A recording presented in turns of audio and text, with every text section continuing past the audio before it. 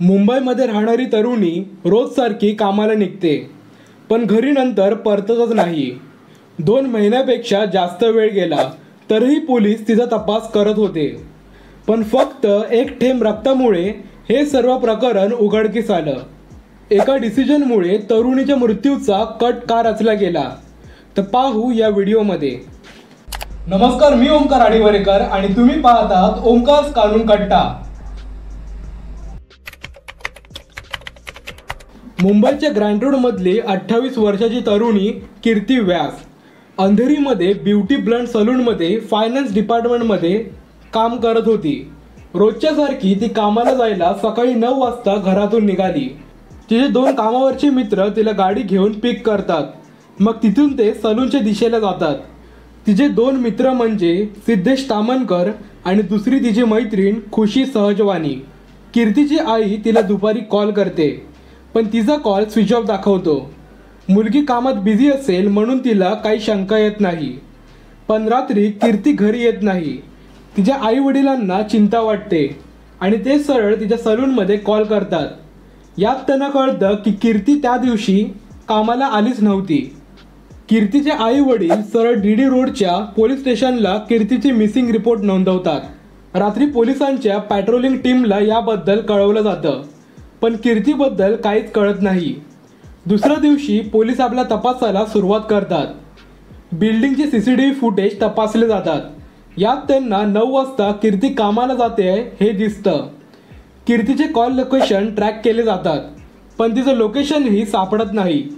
कीर्तीला शेवटचे बघणारे म्हणजेच तिचे 2 मित्र सिद्धेश तामनकर आणि खुशी सहजवानीच्या चौकशीला सुरुवात होते। हे दोघे पोलिसांच्या तपासाला पूर्णपणे सहकार्य करतात। ते म्हणतात की कीर्तीला आम्ही कामावर जायला तिच्या बिल्डिंग जवळच पिकअप केलेलं, पण ती ग्रँड रोड स्टेशनला काही कामानिमित्त उतरली आणि आम्ही नंतर कामावर निघालो। या दोन्ही मित्रांनी कीर्तीच्या मिसिंगचे जाहिरातही छापले आणि तिला शोधण्यासाठी कॅम्पेनही सुरू केलं। हे सर्व पाहता पोलिसांचा यांच्यावर संशय कमी झाला। कीर्तीला मिसिंग होऊन 2 महिने उलटून गेले तरीही तपास पुढे जात नव्हता। ही केसची न्यूज पूर्ण न्यूजपेपरने उचलून धरली होती। मग या केसचा तपास मुंबई पोलिसांकडून क्राईम ब्रांचला ही केस ट्रान्सफर केली जाते। क्राईम ब्रांचचा नव्याने तपासाला सुरुवात होते। या सलूनचं आणि फरहान अख्तरचं कनेक्शन असल्यामुळे फरहान अख्तर ही केसबद्दल ट्विट करतो आणि ही केस अजून प्रकाशात येते। कीर्ती मिसिंगचं फेसबुकवर कॅम्पेनही सुरू होतं। यामुळे तपास यंत्रणेवर अजून दबाव येतो आणि या यंत्रणा त्वरित इन्व्हेस्टिगेशनला सुरुवात करते। क्राईम ब्रांचचे अधिकारी पुन्हा CCTV फुटेज आणि कीर्तीचं मोबाईल लोकेशन ट्रेस करतात। या शेवटचा पाहणाऱ्या सिद्धेश आणि खुशीची पुन्हा चौकशी सुरू होते। त्यांच्या म्हणण्यानुसार कीर्ती ही ग्रँड रोड स्टेशनला उतरली होती, पण जेव्हा क्राईम ब्रांचची टीम ग्रँड रोडचे CCTV फुटेज तपासतात तेव्हा कीर्ती तिथे कुठे दिसत नाही। मग हे दोघे सतत दुसरी कहाणी त्यांना सांगायला लागतात। क्राईम ब्रांचचा यांच्यावर संशय वाढतो आणि ते सक्तीने या दोघांची चौकशीला सुरुवात करतात, पण तरीही हे गुन्हा कबूल करत नाहीत। मग ज्या कारने कीर्तीला या दोघांनी पिकअप केलेलं त्या कारचा फॉरेन्सिक रिपोर्ट आधीच आला होता। या रिपोर्टमध्ये फॉरेन्सिक टीमला गाडीच्या डिक्कीमध्ये एक रक्ताचा थेंब आढळला होता। मग क्राईम ब्रांचने या रक्ताच्या थेंबाचं DNA मॅचिंग कीर्तीच्या आईवडिलांशी करतात आणि शेवटी हा DNA मॅच होतो। पूर्वीच्या तपासात पोलिसांनी CCTV फुटेज आणि फॉरेन्सिक रिपोर्ट तपासण्यात हलगर्जी केली होती। पुन्हा मग क्राईम ब्रांचचे ऑफिसर्स सिद्धेश तामनकर आणि खुशी सहजवानीला ताब्यात घेऊन कसून चौकशीला सुरुवात करतात। शेवटी हे दोघे सर्व काही सत्यता पोलिसांना सांगतात आणि गुन्हा कबूल करतात। 28 वर्षाचा सिद्धेश तामनकर ब्युटी ब्लंड सलूनमध्ये फायनान्शियल एक्झिक्युटिव्ह म्हणून कामाला होता आणि 22 वर्षाची खुशी सहजवानी कीर्तीची ज्युनियर म्हणून काम करायची। सिद्धेश आणि खुशीचं अफेअर सुरू होतं आणि सिद्धेश काही महिन्यांपासून आपलं सेल्सचं टार्गेट पूर्ण करत नव्हता, म्हणून कीर्तीने त्याला कामावरून काढून टाकायची वॉर्निंगची नोटीस दिली होती।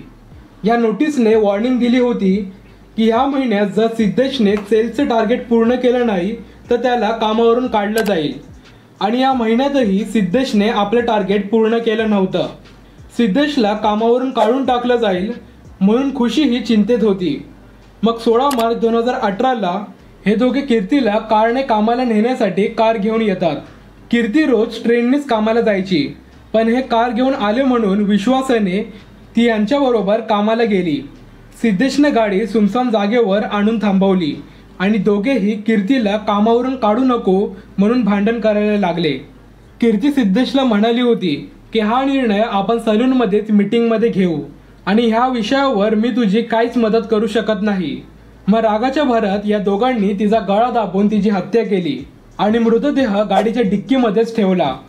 मग नंतर ह्या मृतदेहाचे 3 तुकडे करून त्यांनी वेगवेगळ्या ठिकाणी हे तुकडे टाकून दिले. सर्व पुरावे नष्ट करून हे दोघे कार वॉशिंग सेंटरमध्ये त्यांनी ही कार पूर्णपणे स्वच्छ केली. पण एका रक्ताचा थेंब कारच्या डिक्कीमध्येच धुवायचा राहिला आणि हाच थेंब या केसचा महत्त्वाचा पुरावा ठरला. एक नोकरी आणि अफेअर वाचवण्यासाठी या दोघांनी एक मेहनती तरुणीचा शेवट केला. मित्रांवर पूर्णपणे विश्वास ठेवणं तरुणीच्या जीवावर बेतलं. या दोघांना पोलिसांनी जेरबंद केलं आहे आणि यांच्यावर अजूनही कायदेशीर प्रक्रिया सुरूच आहे. तर तुम्हाला या प्रकरणाबद्दल काय वाटतं, आपली प्रतिक्रिया कमेंट्समध्ये नक्की लिहा. व्हिडिओ आवडला तर व्हिडिओला लाईक आणि चॅनलला सबस्क्राईब करा. भेटू पुढे अशा सत्य आणि कायदेशीर व्हिडिओमध्ये. जय हिंद, जय भारत.